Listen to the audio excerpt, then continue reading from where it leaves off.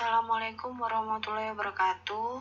Video ini membahas tentang pengujian hipotesis sampel kecil.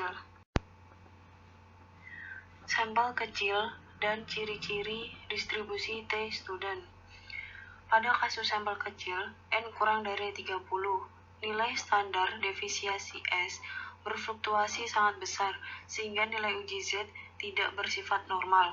Karenanya digunakan distribusi T atau T-student. Berikut itu adalah rumus. Ciri-ciri distribusi T-student. Yang pertama, merupakan distribusi kontinu di mana nilainya dapat menempati suatu titik pengamatan. Yang kedua, membuat lonceng dan sistematis dengan nilai rata-rata sama dengan 0. Yang ketiga, bukan merupakan satu kurva seperti kurva Z, tetapi keluarga dari distribusi T. Yang keempat, distribusi T lebih mendatar dan melebar dibandingkan dengan distribusi Z. Ciri-ciri distribusi T-student. Yang pertama, merupakan distribusi kontinu di mana nilainya dapat menepati semua titik pengamatan. 2. Berbentuk lonceng dan sistematis dengan nilai rata-rata sama dengan 0. 3. Bukan merupakan satu kurva seperti kurva Z, tetapi keluarga dari distribusi T. Yang keempat, distribusi T lebih mendatar dan melebar dibanding dengan distribusi Z. Dampak nilai kritis pada distribusi T dibandingkan dengan distribusi Z. Yang pertama, interval keyakinan distribusi T. Yang kedua, daerah di mana H0 tidak ditolak pada distribusi T lebih lebar dibandingkan distribusi Z. 3. Distribusi T hitung harus bernilai lebih besar untuk menolak H0 dibanding dengan nilai Z pada distribusi Z.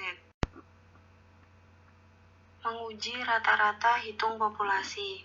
Yang pertama, merumuskan H2 dan H1. Yang kedua, menentukan taraf nyata. Yang ketiga, menentukan uji statistik dengan menggunakan rumus uji statistik T. Yang keempat, menentukan daerah keputusan. Yang kelima, mengambil keputusan. Sebuah sampel terdiri atas 15 kaleng susu memiliki isi berat kotor seperti yang diberikan berikut ini. Isi berat kotor dalam kilogram atau kaleng. Di situ sudah tertera angkanya mulai dari 1,21 hingga 1,18.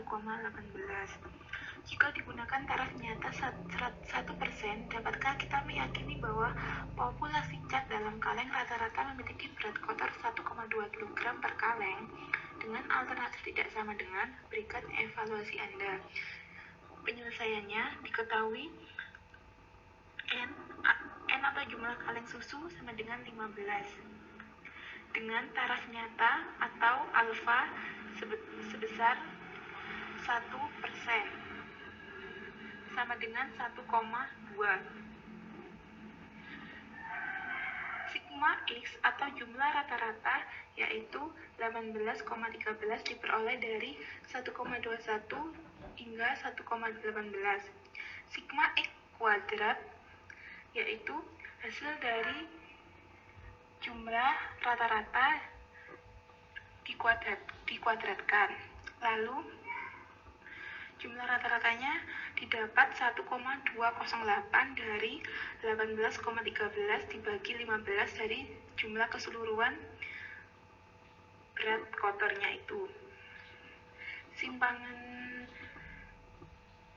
S-nya yaitu pembagian dari 21,9189 dibagi 14 dikurangi 18,13 kuadrat dibagi 210.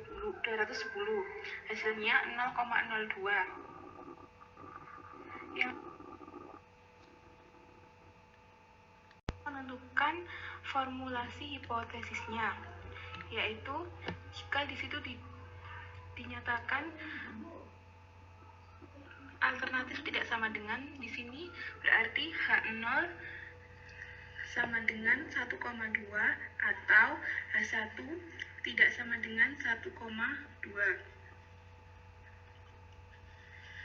Yang ke B, taraf nyatanya dari nilai tabelnya diketahui 100% berarti 0,01.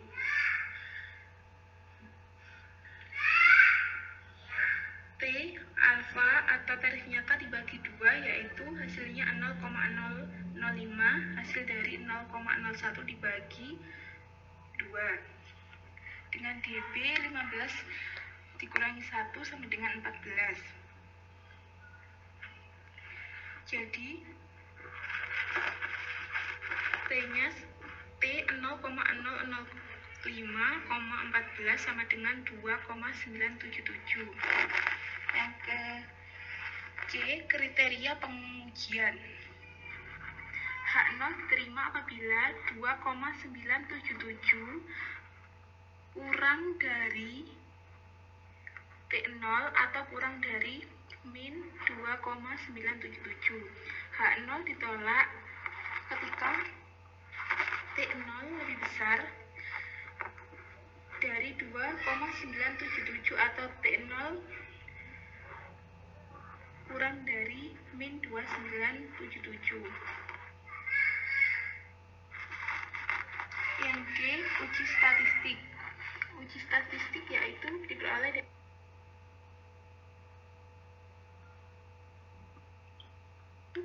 dari T0 sama dengan rata-rata dibagi alfa 0 dibagi S per akar N, yaitu 1,208 dibagi 1,2 dibagi 0,02 dibagi akar 15, hasilnya 1,52.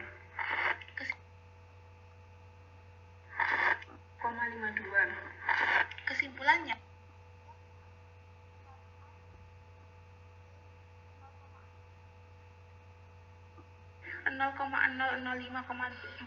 sama dengan min 0,2977 kurang dari T0 atau sama dengan 1,52 kurang dari T 0,005,14 sama dengan min 2,977. Maka H0 diterima. Jadi populasi susu dalam kaleng secara rata-rata berisi berat kotor 1,2 kg per kaleng. Menguji selisih rata-rata hitung populasi. 1. Tujuannya untuk membandingkan nilai rata-rata dua populasi apakah sama atau berbeda. Yang kedua, asumsi dalam menguji selisih rata-rata sampel kecil. Populasi harus terdistribusi secara normal, populasi bersifat independen, varians populasi harus sama. Yang ketiga, pertimbangan penggabungan varians masing-masing sampel menjadi satu penduga tunggal. Kedua populasi memiliki varians yang sama, sehingga penggabungan semua informasi akan menghasilkan pendugaan yang terbaik. Kedua varians akan menghasilkan varians tertimbang yang memperhatikan karakteristik kedua populasi. Berikut ini merupakan rumus dari menguji selisih rata-rata hitung populasi. Contoh soal, sebuah perusahaan mengadakan pelatihan teknik pemasaran. Sampel sebanyak 12 orang dengan metode biasa dan 10 orang dengan terprogram. Pada akhir pelatihan diberikan evaluasi dengan materi yang sama. Kelas pertama mencapai nilai rata-rata 75 dengan simpangan baku 4,5. Ujilah hipotesis kedua metode pelatihan. Dengan alternatif keduanya tidak sama, gunakan tarif nyata 10%, asumsikanlah kedua populasi menghampiri distribusi normal dengan varians yang sama. Diketahui N1-nya 12, N2-nya 10, rata-rata 1-nya 80, dan rata 2-nya 75. S1-nya 4, dan S2-nya 4,5. Jawaban yang pertama A, formulasi hipotesisnya H0 sama dengan rata-rata 2 dan H1 tidak sama dengan rata-rata 2. Taraf nyata dan nilai tabelnya alfa sama dengan 10% sama dengan 0,10 dari 10 dibagi 100%, 100. Yang yang selanjutnya, alfa atau tarif nyatanya dibagi 2, yaitu 0,10 dibagi 2 hasilnya 0,05. dB-nya 12 tambah 10 min 2 sama dengan 20.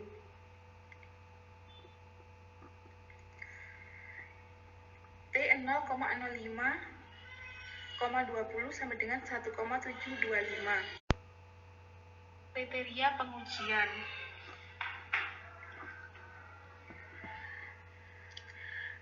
H0 diterima apabila min 1,75 kurang dari T0 atau H0 ditolak apabila T0 lebih dari 1,75 atau T0 kurang dari 1,1725. Kesimpulannya, uji statistiknya yaitu rata-rata X2 min X2 rata-rata 2 dikurangi rata-rata pertama dibagi N1 min N1 S2 S2 kuadrat 1 plus N2 min 1 S2 kuadrat 2 dari N berarti jumlah yang awal dikurangi 1 dan simpangan dikuadratkan yang pertama.